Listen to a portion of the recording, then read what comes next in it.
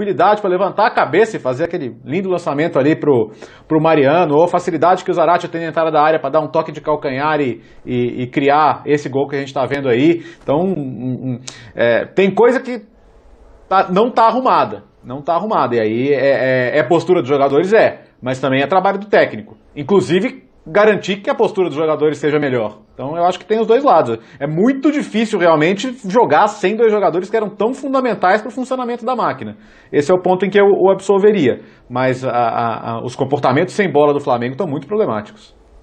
E tanto é, né, Paulo Calçade, que o Rogério tenta encontrar a solução para o melhor futebol do Flamengo, do primeiro para o segundo tempo, mexendo exatamente, apostando ou tendo de apostar em jovens jogadores, né? O Flamengo termina o jogo com um meio de campo muito jovem, com alguns jogadores entre os mais jovens do elenco, num jogo tão importante contra o Atlético. Quer dizer, é um time... Hoje tudo bem, né? Recebeu o Isla, Arrascaeta, que estavam recentemente na Copa América de volta, mas é um time ainda meio, um tanto quanto desfigurado pelas ausências citadas pelo Léo e Gabigol, por exemplo, né, Paulo?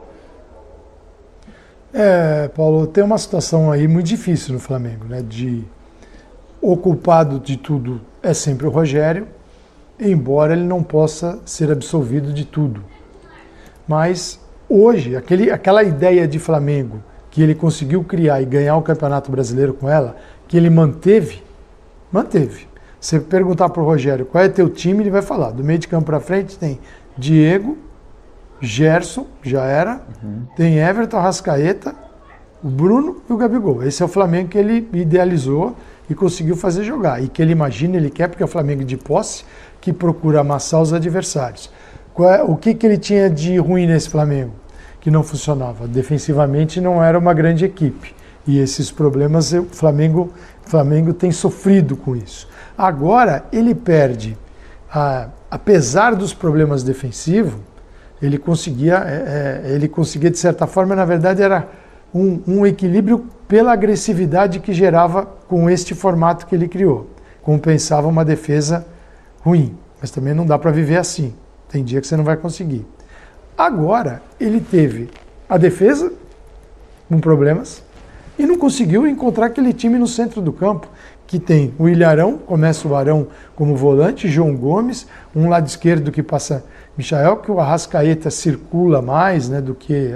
Não é aquele Arrascaeta grudado na beirada, né? Um Arrascaeta que não... Porque se ele buscasse o lado esquerdo o tempo todo, era o Bruno passando ali, tinha o Felipe Luiz passando ali, tinha também o Michael passando ali e o time do outro lado, o Isla. Então, o Rogério, ele buscou soluções. No jogo de hoje, assim, o Mateuzinho poderia começar como titular? Poderia. O Mateuzinho tem condição de ser titular? Pelo que estava jogando o Isla, sim. Até nesse formato aqui, pensar o Mateuzinho até na segunda linha. Ele não vai ser o Everton, ele não vai ser o jogador do 1 contra 1, mas ele pode ser um jogador que entende um pouco daquele corredor e o Flamengo se equilibrar um pouquinho mais.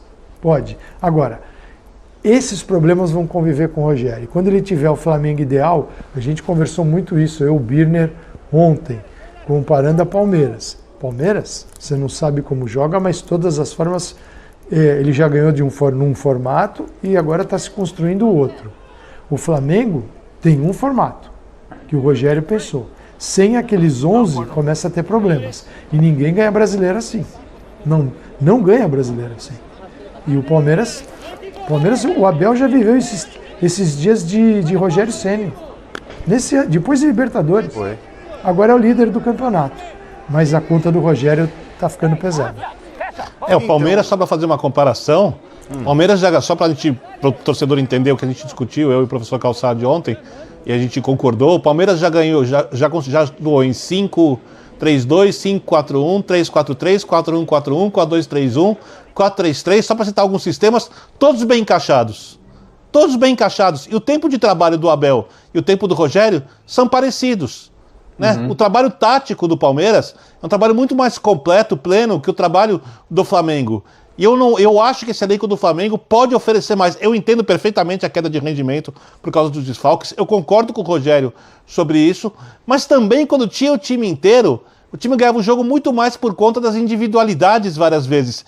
E outra coisa, o Flamengo perdeu o jogo contra o Juventude num campo atípico, né? Ali uma situação à parte, não dá para colocá-la, mas o Flamengo cai de rendimento contra o Fluminense, perde o segundo tempo do Fluminense, perde no segundo tempo contra o Bragantino, e hoje mesmo, fazendo o segundo tempo equilibrado, ele teve um momento de apagão, que o Atlético aproveitou muito bem, fruto, obviamente, do que o Atlético conseguiu construir, qualidade. Savarino jogou bem esse jogo, jogou bem a partida anterior também, né? Jogou na semana passada, no meio de semana ele fez uma senhora partida, mas de novo no segundo tempo o Flamengo perde o seu jogo, e tudo isso não pode ser coincidência. Eu acho que o time precisa se adaptar mais às circunstâncias. Quando o professor Calçade, por exemplo, cita a possibilidade de ter um lateral, Mateuzinho, jogando na segunda linha, ele vai ter chegado e vai fechar um pouco melhor ali se ele perceber que está vulnerável. E isso passa muito pelo treinador. Eu concordo com o Jean quando o Jean fala, não é para demitir. Eu não sou eu raramente você vai me ver falar que tal treinador tem que ser demitido. Isso é muito raro, muito raro.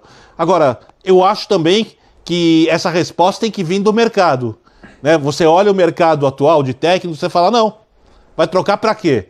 Se o Flamengo tiver alguma solução especial, diferente, aí eu entenderia a troca, caso a direção esteja insatisfeita e realmente os jogadores não consigam assimilar o que o técnico pede. Porque outra coisa que o Calçade fala muito, e eu concordo plenamente, aderência ao trabalho.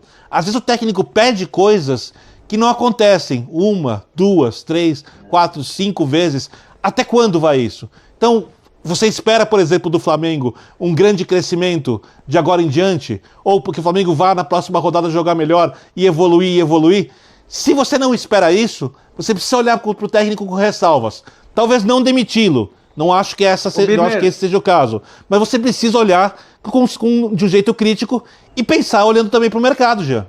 O problema é que eu me lembro claramente de uns 3 ou 4 programas, e que inclusive eu fui o mais moderado em relação aos elogios àquilo que o Flamengo tinha feito, e eu me lembro de programas em que a gente senta aqui e a gente elogia a evolução do Flamengo e fala, agora parece que o time está se encaixando, o time está pegando... Eu não consigo conviver mais com essa gangorra de avaliação de treinador, assim, ou de, sabe, tudo é o treinador, é um técnico-centrismo que a gente vive, tudo é questão de... Isso eu concordo contigo.